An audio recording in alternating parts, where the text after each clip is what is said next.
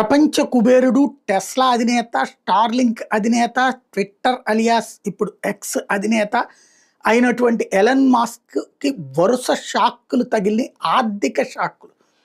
ఒకటి, తన space X మూడవసారి అంతరిక్షంలోకి పంపించినటువంటి రాకెట్ విఫలం కావడం అన్నటువంటిది స్టార్లింక్‌కి బిజినెస్ పరంగా పెద్ద దెబ్బ.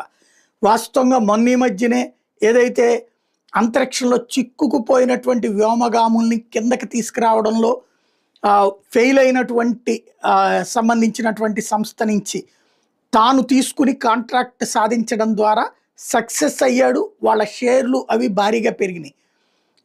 ఎప్పుడైతే ఇప్పుడు కాస్త తనదే వరుసబెట్టి ఫెయిల్ అవ్వడం, మూడోసారి ఫెయిల్ అవ్వడంతో అదొక పక్కన స్టాక్ మార్కెట్లో దెబ్బైంది.